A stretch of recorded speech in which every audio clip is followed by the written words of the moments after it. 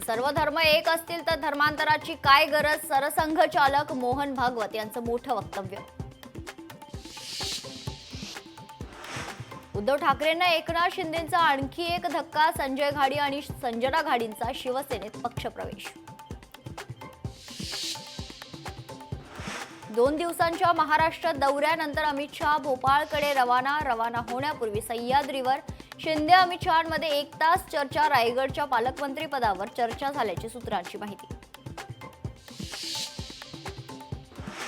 कल्याण अल्पवयीन मुलीवर अत्याचार प्रकरणातील आरोपीची कारागृहात आत्महत्या. विशाल गवळीनं तळोजा कारागृहात संपवलं जीवन. कारागृहात त्रास दिला जात होता, विशालच्या आई वडिलांचा आरोप.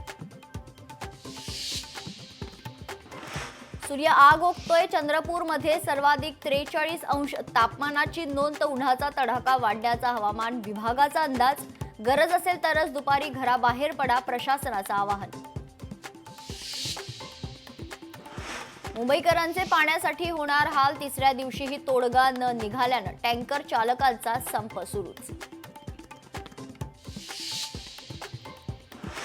मुंबईतील एल्फिस्टन पुलासंदर्भात आज संध्याकाळपर्यंत हरकती न झाल्यास 15 एप्रिलपासून पूल वाहतुकीसाठी बंद.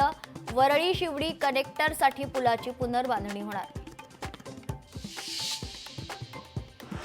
वक्फ सुधारणा विधेयकाविरोधातील सर्व याचिकांवर एकत्रित सुनावणी सुप्रीम कोर्टात. 16 एप्रिलला होणार सुनावणी. वक्फ दुरुस्ती विधेयकाविरोधातील याचिकांची संख्या वाढली.